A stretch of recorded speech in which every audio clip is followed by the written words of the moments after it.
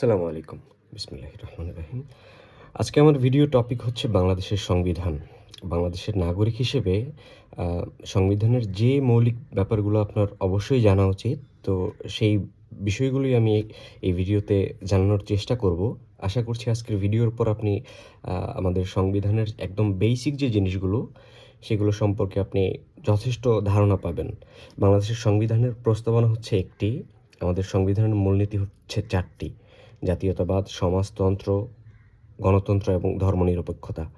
আমাদের সংবিধানের অধ্যায় রয়েছে হচ্ছে ১১টি। এই ১১টি অধ্যায় মনে রাখার জন্য আমরা এটিকে ৩, ৩, ৩, ১, ১ এই ফরমেশনে ভাগ করতে পারি, যেটা আমাদের মনে রাখার জন্য খুবই সহজ হবে। আমাদের সংবিধানের আ এই ১১টি ভাগের প্রথম ৩টি ভাগকে আমরা ধরে নিয়েছি ফিলোসফিক্যাল ইউনিট। এই ফিলোসফিক্যাল ইউনিট এর মধ্যে আছে আমাদের সংবিধানের নাম, সংবিধানের মূলনীতি যেটি ৪টি, এবং নাগরিকের যে মৌলিক অধিকার, এই সবগুলো পার্ট আছে হচ্ছে আমার সংবিধানের প্রথম ৩টি অধ্যায়ে। এই প্রত্যেকটা জিনিসই ফিলোসফিক্যাল শোনায়। তো এইজন্য আমি এটার নাম দিয়েছি হচ্ছে ফিলোসফিক্যাল ইউনিট। সংবিধানের ২য় ভাগ অর্থাৎ ৩, ৪, ৫, ৬তম অধ্যায়ে রয়েছে হচ্ছে আমাদের ৩টি গুরুত্বপূর্ণ ইনস্টিটিউশন। বিচার বিভাগ, সংসদ এবং নির্বাহী বিভাগ। এই ৩টি রয়েছে আমাদের সংবিধানের এই খণ্ডে। তারপর রয়েছে আমাদের সংবিধান পরিচালনার জন্য ৩টি গুরুত্বপূর্ণ অর্গানাইজেশন। একটি হচ্ছে নির্বাচন ব্যবস্থার জন্য নির্বাচন কমিশন, দ্বিতীয়টি হচ্ছে মহা হিসাব নিরীক্ষক, টাকা পয়সা সংক্রান্ত যত ব্যাপার আছে। তৃতীয়টি হচ্ছে আমাদের বিপিএসসি, আমলাতন্ত্র চালানোর জন্য যে জিনিসগুলো প্রয়োজন হয় সেটি আমার আছে হচ্ছে এই ৩ ভাগে। তারপর হচ্ছে যেহেতু এটি মানুষের তৈরি একটি দলিল, তো নানা সময় এটির সংস্কার করার প্রয়োজন হয়। সেই ভাগটি রয়েছে আমাদের এই অংশে, এবং মিসসেলেনিয়াস বিবিধ যে অংশগুলো রয়েছে সেটি আমার রয়েছে ১১তম ভাগে। আমাদের সংবিধানের মোট অনুচ্ছেদ হচ্ছে ১৫৩টি, তফসিল রয়েছে ৭টি এবং সংশোধনী হয়েছে মোট ১৭ বার। আমি একটু বিস্তারিত বলছি। আমাদের সংবিধানের প্রথম ভাগ রয়েছে প্রজাতন্ত্র, এটি ১ থেকে ৭ অনুচ্ছেদে রয়েছে।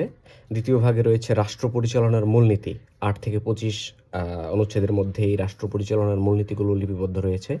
তৃতীয় ভাগে রয়েছে আমাদের মৌলিক অধিকার, ২৬ থেকে ৪৭তম অনুচ্ছেদে এই মৌলিক অধিকারের আলোচনা রয়েছে। চতুর্থ ভাগে রয়েছে নির্বাহী বিভাগ, ৪৮ থেকে ৬৪ অনুচ্ছেদ পর্যন্ত। পঞ্চম ভাগে রয়েছে আমাদের আইন বিভাগ, ৬৫ থেকে ৯৩ অনুচ্ছেদ পর্যন্ত।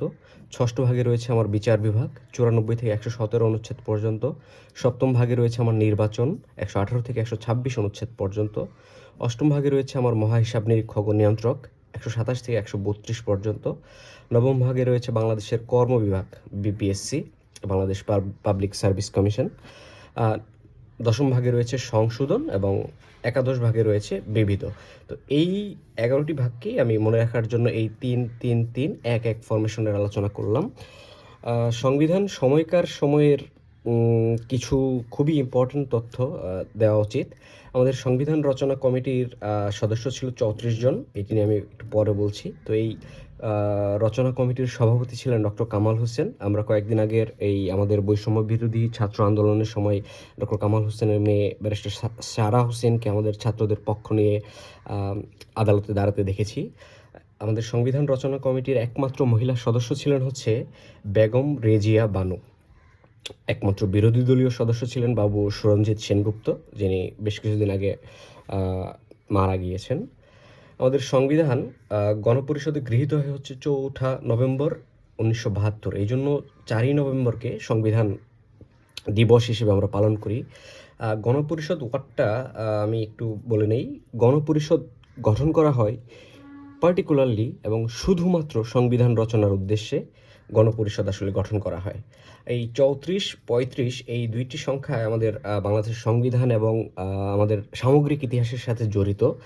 ৩৪ সংখ্যাটি হচ্ছে সংবিধান রচনা কমিটির যে মোট সদস্য ছিলেন সেটা হচ্ছে ৩৪, আর যেটা 1972-তে কাজ করে। আর ৩৫ সংখ্যাটি আমাদের ৬৯-এর আগরতলা ষড়যন্ত্র মামলা, আগরতলা কনস্পিরেসি মামলার মোট আসামির সংখ্যা হচ্ছে ৩৫। এই প্রশ্নটি অনেক পরীক্ষাতে আসতে দেখা যায় যে আগরতলা ষড়যন্ত্র মামলার আসামির সংখ্যা কত ছিল? সেটার উত্তর হবে ৩৫। আবার অনেক সময় এমন প্রশ্ন আসতে দেখা যায় যে বঙ্গবন্ধু জাতির পিতা শেখ মুজিবুর রহমান ছাড়া বাংলাদেশের এই আগরতলা ষড়যন্ত্র মামলার আসামি কতজন ছিলেন? যদি শেখ মুজিবুর রহমানকে ছাড়া বলা হয় তখন হবে ৩৪, আর যদি শেখ মুজিবুর রহমান সহ আগরতলা ষড়যন্ত্র মামলার আসামির সংখ্যা কতজন ছিল সেটি জিজ্ঞেস করা হলে সেটির উত্তর হবে ৩৫। তো এই ছিল আমার আজকের সংবিধান বিষয়ক আলোচনা। আশা করি এই আলোচনাটুক যদি আপনারা দেখে থাকেন, আমাদের সংবিধান সম্পর্কে খুবই ব্রিফ একটি আইডিয়া পাবেন, যেটা আমাদের সংবিধানের মধ্যে একেবারে বেসিক যে জিনিসপত্রগুলো আছে সেই জিনিসগুলো কভার করবে। ধন্যবাদ। আসসালামু আলাইকুম।